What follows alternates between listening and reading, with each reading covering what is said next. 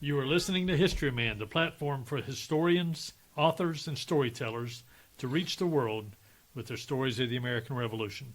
Walk in the footsteps of heroes and proclaim freedom reigns. On today's episode, we're with Geoff Baggett again. Welcome, Geoff. Thank you very much. Geoff, we've spoken in a previous episode about your books, and we want to get into some of the background of some of the history that you've come up with in your research. But before that, I want to give a shout out to a couple of our affiliate friends. One of them is Southern Campaign 1780, providing living history experiences that educate, entertain, and inspire. And Long Gone LLC specializes in genealogical research and guided historical tours in Camden, South Carolina. Both of them can be found on Facebook. So, Geoff, tell us a little bit about some of your history that you have found in your research of your books. And your books can be found where? Amazon.com. Amazon.com. Search for Geoff Baggett. Geoff with a G, Geoff, that strange spelling. Baggett, Baggett, and you can find my author page and all my links there. We were talking on a previous episode that in what I have read of Brothers and Warriors, you've done a lot of research on the background of those stories, and I would imagine, as we've talked in the previous episode, some of those were actually your relatives. Right. My I think unique perspective is when I started writing my novels. My ancestors were going to be my characters. And you were saying your research was the skeleton, and right. You just kind of my skeleton of truth. You interjected the personalities and that sort of thing. And I have to assign, and of course I'm a storyteller. I'm an author, and so I try to be as true to all the history as I can. I want to follow timeline. That's why I research culture locally, local politics, all those sorts of things. But I also want to have some fun. And I create some characters. Okay. I create a few characters my characters tend to be people from my life experiences. You know what I mean? It's like there are people that I've known in life, and then I imagine them when I'm writing these characters in these books. That's who I have in mind. Right. Sometimes it's a celebrity or an actor even that I have in mind in my mind's eye while I'm envisioning all this. But yeah, my key characters are either ancestors of mine or of my wife's, because she has some. Because I'm such a genealogy nerd that it's not just enough to dig in my own tree, but I went skulking around in hers as well and found some interesting characters along the way. Well, I want to hear about some of those interesting characters. I think our listeners would be interested to know a little bit about the different hats you've worn in your life prior to you taking on this new chapter of your life as a writer and an author and a historian. You've been a speaker, a parson, and you've been in the Army. You've got a science background. Yeah, that was all. I mean, I have a degree in medical laboratory science, chemistry, biology minors. That's what I did in my youth when I was a kid.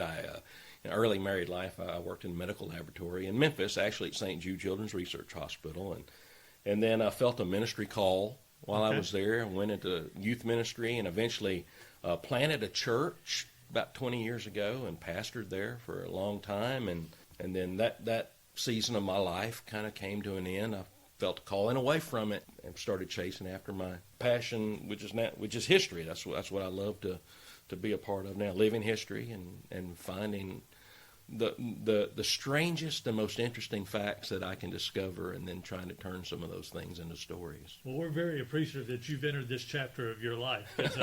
You're a fascinating person to talk to, and you've done a lot of research. And of course, we are on the edge of our seats when we talk about history and the founding of this nation, which right. we love so much. Tell us a little bit about your wife's genealogy. Okay. Well, again, most of my ancestors came by way of Virginia, the Carolinas. That's pretty much all my family lines kind of come through that region. But my wife's maiden name was Gremore, Gremore, which I always thought was this.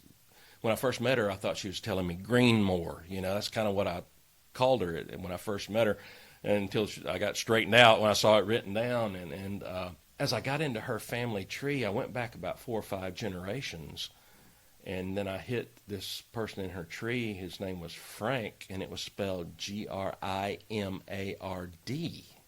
which in my, Southern English world is Grimard. Right. And I'm thinking, what kind of name is that? And then why are they called Grimoire? But as I found out they were French, and in French, Grimard is Grimont. Okay.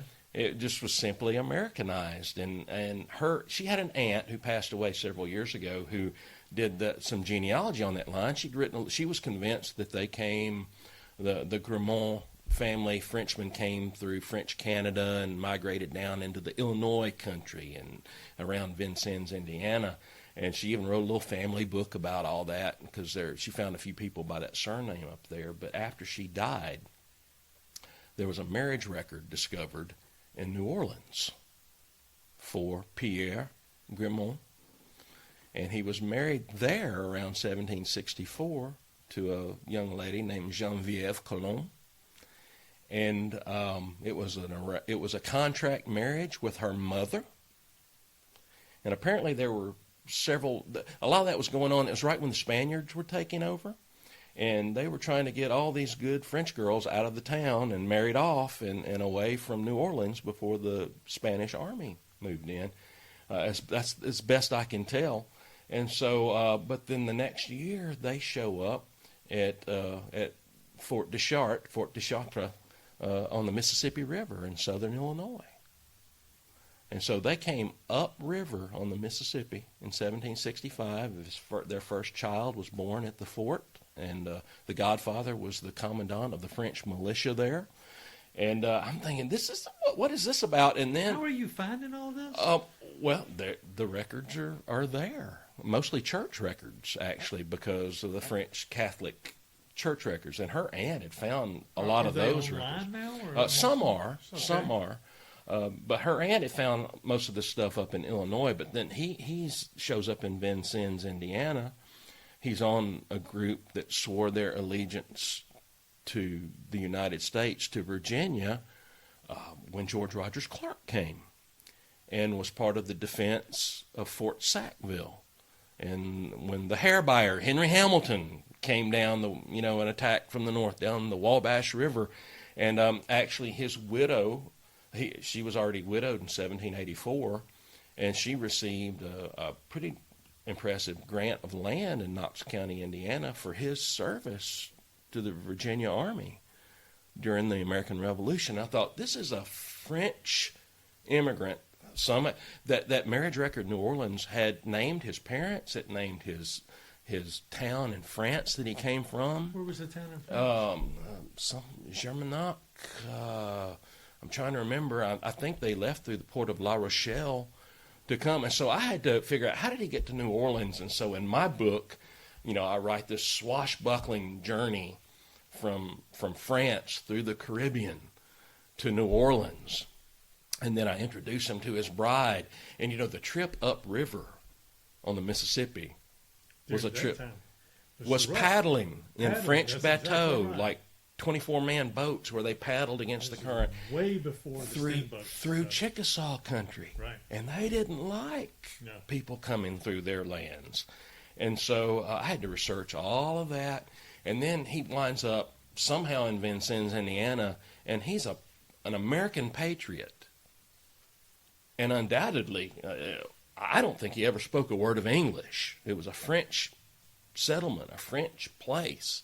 And yet he's recognized as a patriot of Virginia during the American Revolution. And I thought, this is a story that's got to be told. And so I called my book Frenchmen and Long Knives. And when people think of Long Knife, they think all the books up there kind of are about George Rogers Clark and his men. And the French actually get a pretty bad rap as soldiers, because they waffle back and forth. And when I talk to my Virginia guys when we're in Vincennes, I try to tell them, you have to understand, if your family was asleep in their bed 100 yards down the street, you kind of had to roll with whoever was in charge at the moment. Right. But the fact that his wife did receive a grant for his service definitely proves that he was on the right team at the right time, when the wind went down, right? That's right. And so that was a fascinating character. My wife loves that book. She thinks it's the sweetest. Which book is it? It's called Frenchmen and Long Knives. It's book 3 in my Patriot series. And so it's about my wife saying very much a labor of love for her. She loves it because she loves the character of the wife, the personality that I gave her, and the love story. She just loves it. I don't know how many times my wife has read that one. Is that right? I guess it's because it's her ancestor too. Sure. And I'm trying to think. My 5th book I wrote. It's called Immigrants and Patriots, and it is about some of her German ancestors. She descends from two men who are buried in the same graveyard in Shepherdstown, West Virginia. One was named Michael Yeasley, and the other one was Nicholas Schell, very, very German. And Dr. Schell was a surgeon in the Continental Army. Mr. Yeasley was in the German battalion or German regiment. You have gone through a lot of family members, right? I mean, how in the heck? I mean, I'm envious. I really am envious. And we could get into a whole story on where my family lineage stopped and started and that sort of thing. But that's a whole lot of people that you're able to trace all the way back to the Revolution. Yeah, and I didn't And do them all at before the once. Revolution. Yeah, I didn't do them all at once. They were one at a time, Right. But What were your biggest foundational documents that you did on your research?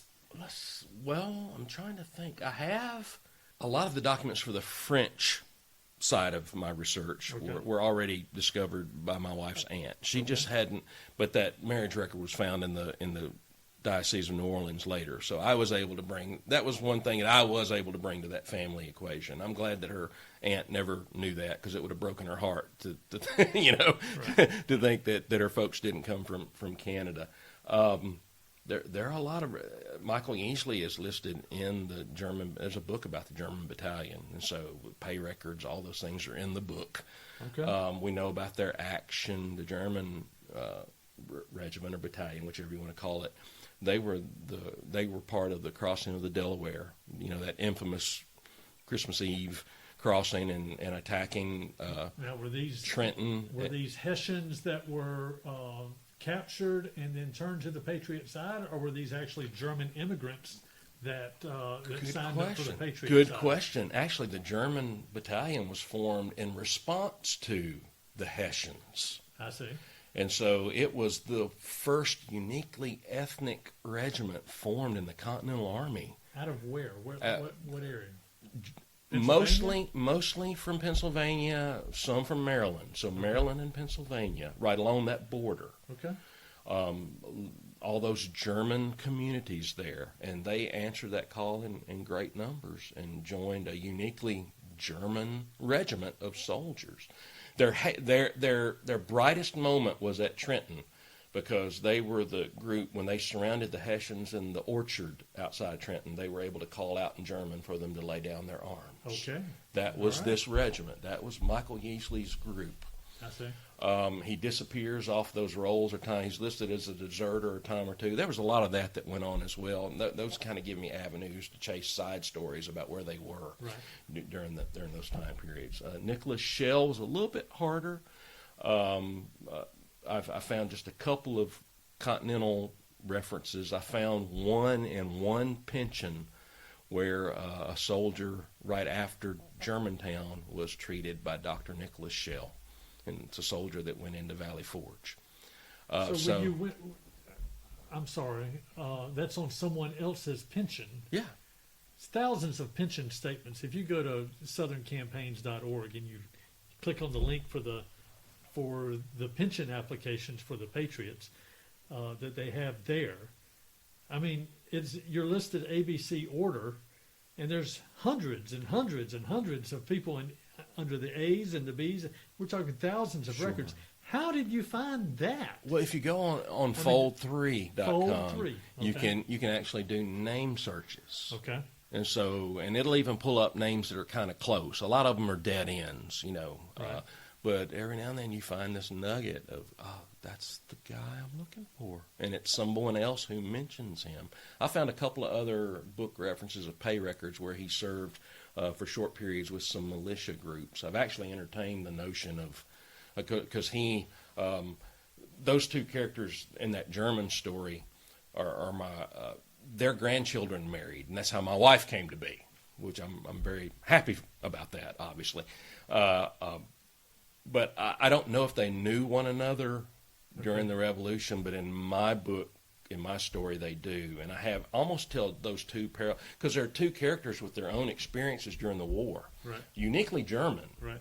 But what I do is I kind of tell those two parallel stories, and I keep having these moments of intersection where their paths cross until at the climax, which is at Valley Forge in that particular book. So yeah, so I use all, I work off all the facts that I have, and then I have to infer some things beyond those facts. I found those characters were interesting to me because they were so far outside the realm of my own family history experience. Right.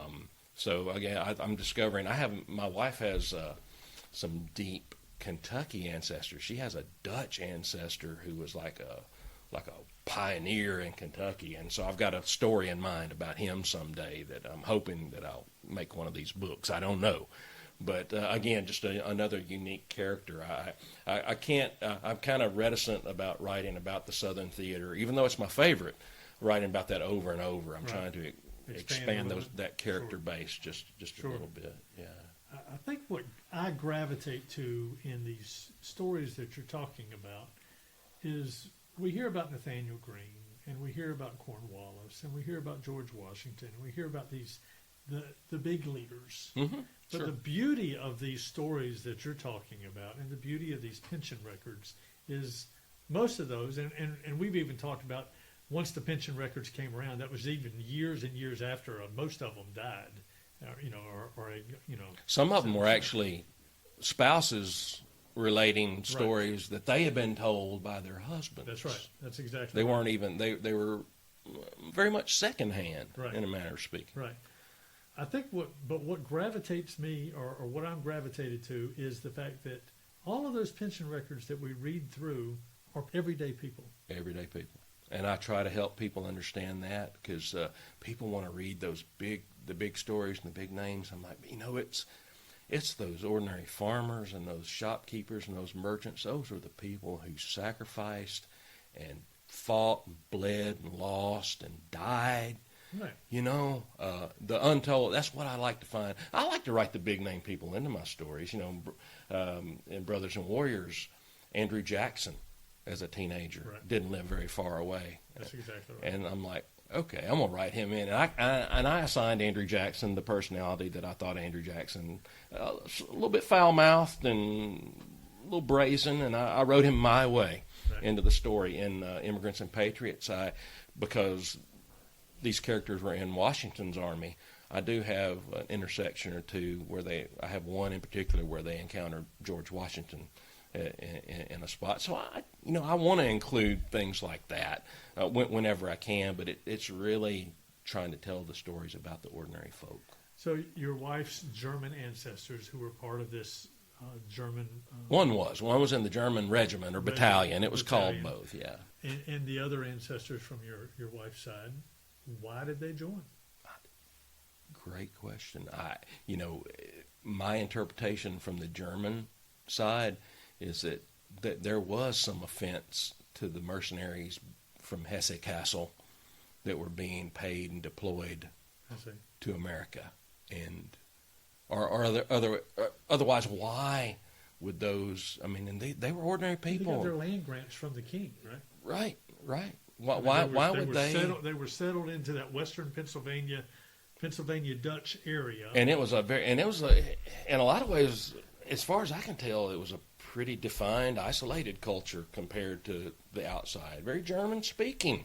When you got into Dutch Fork in South Carolina, when they came into that community to talk to them about joining on the Patriot side, they were almost run out of that community. The Germans didn't want anything to do. You go to the Moravian districts in North Carolina, they were pretty neutral. They were providing providing supplies to both sides and wanted to stay neutral in that. Right.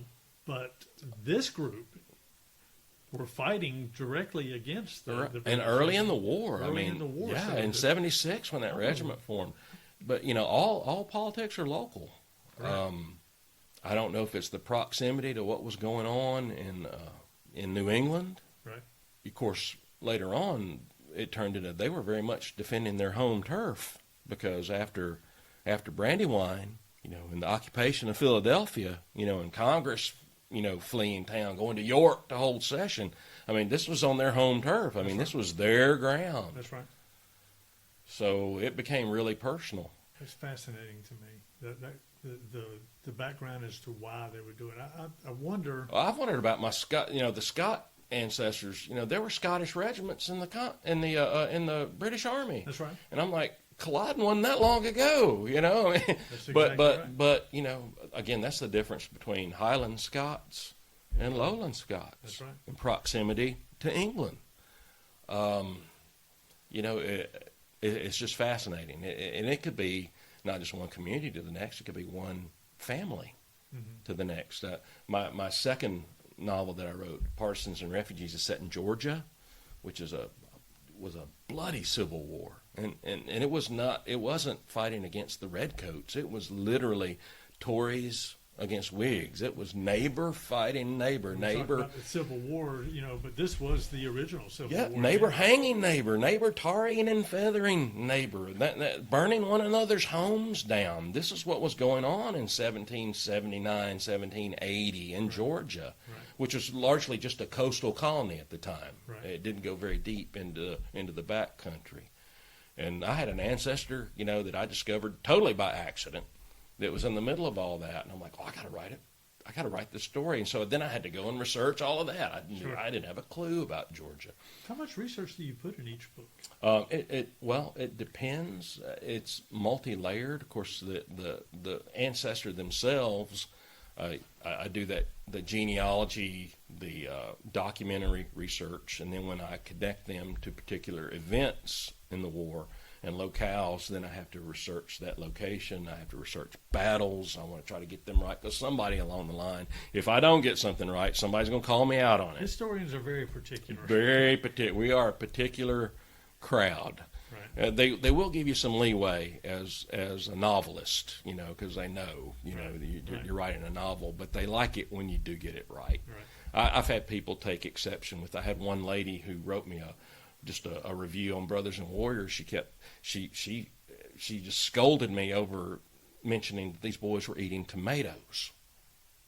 I mentioned tomatoes in the book a couple times, and she's like, everyone knows that people in colonial period thought tomatoes were poison and didn't eat them. And I actually responded back to her review. I was like, Madam, that's a myth that's been repeated so often that it's become truth. I said, but I know of one cookbook reference from 1775 in South Carolina with tomato recipes. Right. They were very much table fare in the South. That's exactly. So there are some things that are so mythological, but then they're they believe. I had one fellow who excoriated me because I mentioned a 54 caliber smoothbore rifle.